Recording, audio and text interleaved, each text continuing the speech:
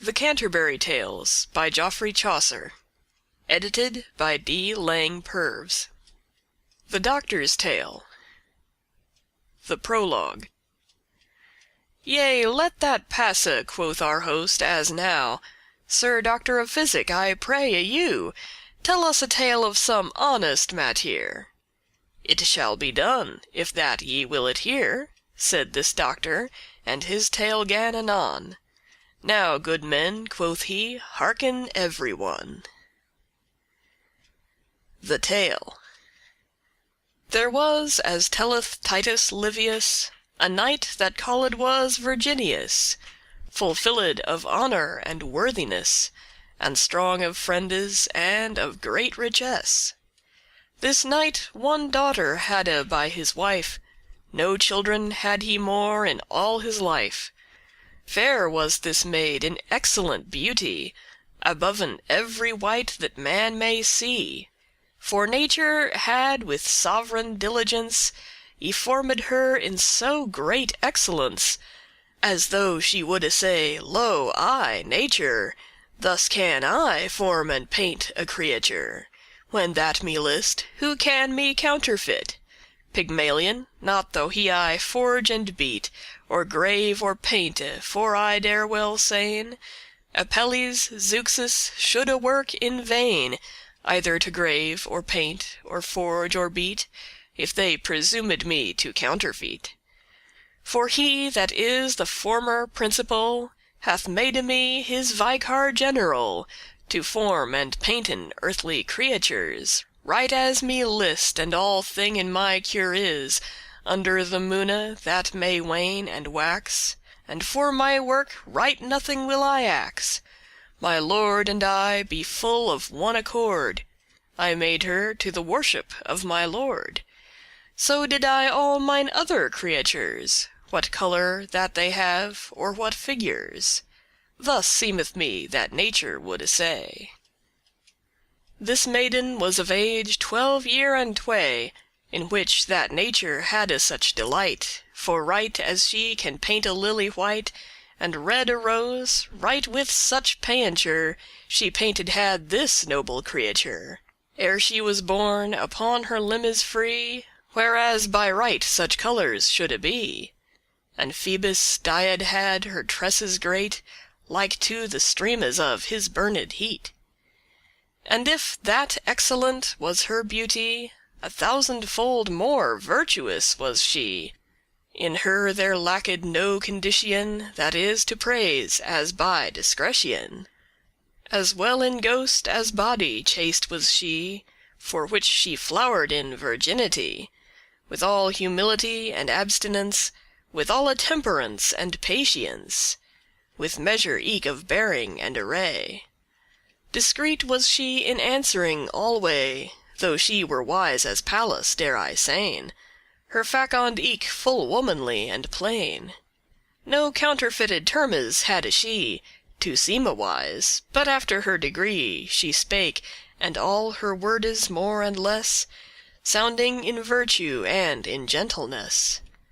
Shamefast she was in maiden's shamefastness, constant in heart and ever in business, to drive her out of idle sluggardy. Bacchus had of her mouth right no mastery, for wine and slothe do Venus increase, as men in fire will cast in oil and grease. And of her owen virtue unconstrained, she had herself full often sick y feigned, for that she woulde flee the company, where likely was to treaten of folly, as is at feasts, at revels, and at dances, that be occasions of dalliances. Such thinges make children for to be too soone ripe and bold, as men may see, which is full perilous, and hath been yore, for all too soone may she learn a lore of boldeness, when that she is a wife. And ye mistresses in your olde life, that lordes daughters have in governance, take not of my wordes displeasance. Thinke that ye be set in governings of lordes daughters only for 2 things, either for ye have kept your honesty, or else for ye have fallen in frailty, and knowe well enough the olde dance, and have forsaken fully such mischance for evermore. Therefore, for Christe's sake, to teach them virtue, look that ye not slake. A thief of venison that hath forlaft his ligrousness and all his olde craft, can keep a forest best of any man. Now keep them well, for if ye will, ye can. Look well that ye unto no vice assent, lest ye be damned for your wick intent. For whoso doth a traitor is certain, and take a keep of that I shall you sayn. Of alle treasons sovereign pestilence is when a wight betrayeth innocence. Ye fathers and ye mothers eke also, though have ye children, be it one or mo', yours is the charge of all their surveillance, while that they be under your governance. Beware that by example of your living, or by your negligence in chastising, that they not perish, for I dare well say, if that they do, ye shall it dear abay. Under a shepherd soft and negligent, the wolf hath many a sheep and lamb to rent. Suffice this example now as here, for I must turn again to my mattere. This maid, of which I tell my tale express, she kept herself, she needed no mistress. For in her living maidens mighte read, as in a book, every good word and deed that longeth to a maiden virtuous. She was so prudent and so bounteous, for which the fame outsprang on every side, both of her beauty and her bounte wide, that through the land they praised her each one, that loved virtue, save envy alone, that sorry is of other manne's weal, and glad is of his sorrow and unheal. The doctor maketh this description. This maiden on a day went in the town, toward a temple with her mother dear, as is of younge maidens the maniere. Now there was then a justice in that town, that governor was of that region. And so befell, this judge his eyen cast upon this maid, avising her full fast, as she came forth by where this judge stood. Anon his hearte changed and his mood. So was he caught with beauty of this maid, and to himself full privily he said, this maiden shall be mine for any man. Anon the fiend into his hearte ran, and taught him suddenly that he by sleight this maiden to his purpose winne might. For certes by no force nor by no meed him thought he was not able for to speed. For she was strong of friendes, and eke she confirmed was in such sov'reign bounty, that well he wist he might her never win, as for to make her with her body sin. For which with great deliberation he sent after a clerk was in the town, the which he knew for subtle and for bold. This judge unto this clerk his tale told, in secret wise, and made him to assure he shoulde tell it to no creature, and if he did, he shoulde lose his head. And when assented was this cursed read, glad was the judge, and made him greate cheer, and gave him giftes precious and dear.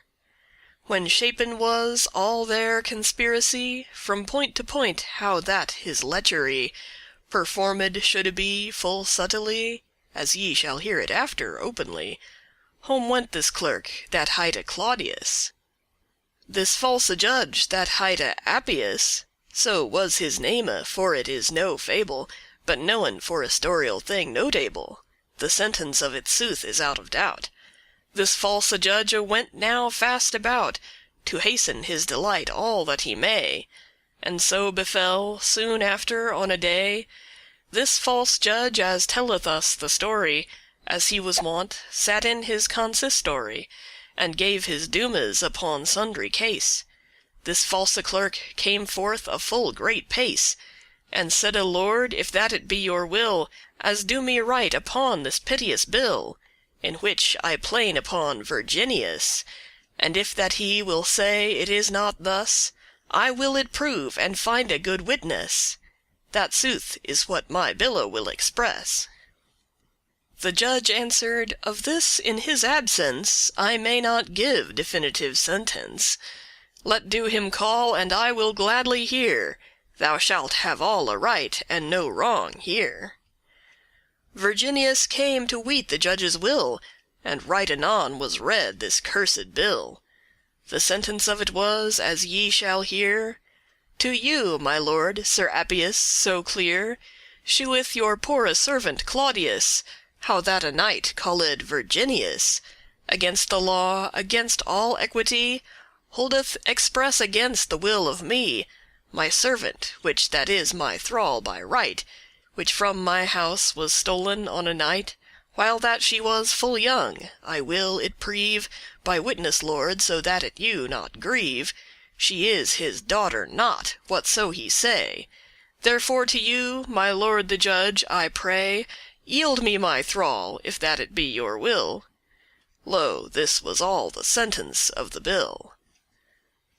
Virginius gan upon the clerk behold, but hastily, ere he his tale told, and would have proved it as should a knight, and eke by witnessing of many a wight, that all was false that said his adversary, this cursed judge would no longer tarry, nor hear a word more of Virginius, but gave his judgement, and saide thus: "I deem anon this clerk his servant have. Thou shalt no longer in thy house her save. Go, bring her forth, and put her in our ward. The clerk shall have his thrall, thus I award."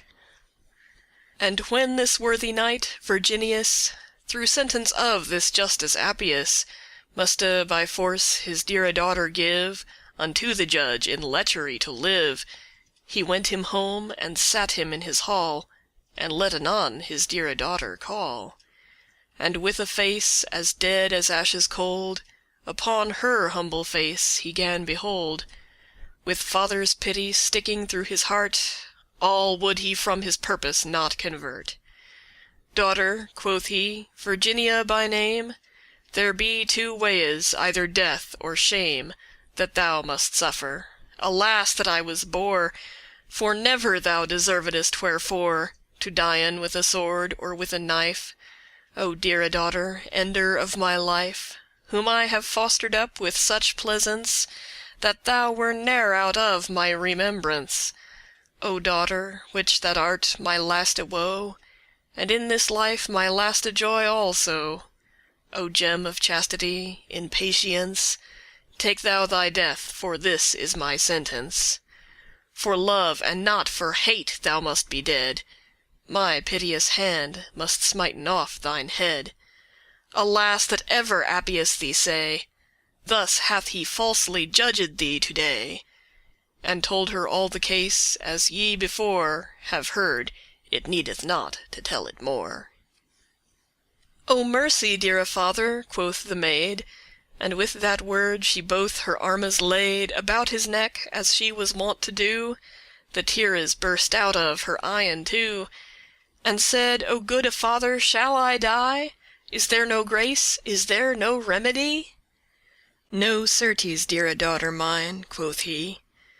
"Then give me leisure, father mine," quoth she, "My death for to complain a little space. For pardie Jephthah gave his daughter grace For to complain ere he her slew, alas! And God it wot, nothing was her trespass, But for she ran her father first to see, To welcome him with great solemnity." And with that word she fell a swoon anon, And after, when her swooning was y gone, She rose up, and unto her father said, "Blessed be God that I shall die a maid. Give me my death, ere that I have shame. Do with your child your will, in Godde's name." And with that word she prayed him full oft, That with his sword he woulde smite her soft. And with that word a swoon again she fell. Her father with full sorrowful heart and fell, Her head off smote, and by the top it hent, And to the judge he went it to present, As he sat yet in doom in consistory. And when the judge it saw, as saith the story, He bade to take him and to hang him fast, But right anon 1,000 people in thrast, To save the knight, for ruth and for pity, for knowen was the false iniquity. The people anon had suspect in this thing, by manner of the clerkes challenging, that it was by th' assent of Appius. They wiste well that he was lecherous. For which unto this Appius they gon, and cast him in a prison right anon, whereas he slew himself, and Claudius, that servant was unto this Appius, was doomed for to hang upon a tree, but that Virginius of his pity so prayed for him that he was exiled, and elles certes had he been beguiled. The remanent were hanged more and less, that were consenting to this cursedness. Here man may see how sin hath his merite. Beware, for no man knows how God will smite. In no degree, nor in which manner wise, the worm of conscience may agrise of wicked life, though it so privy be, that no man knows thereof save God and he. For be he lewed man or elles leard, he knows not how soon he shall be afeard. Therefore I rede you this counsel take, forsake sin, ere sinne you forsake. End of the Doctor's Tale.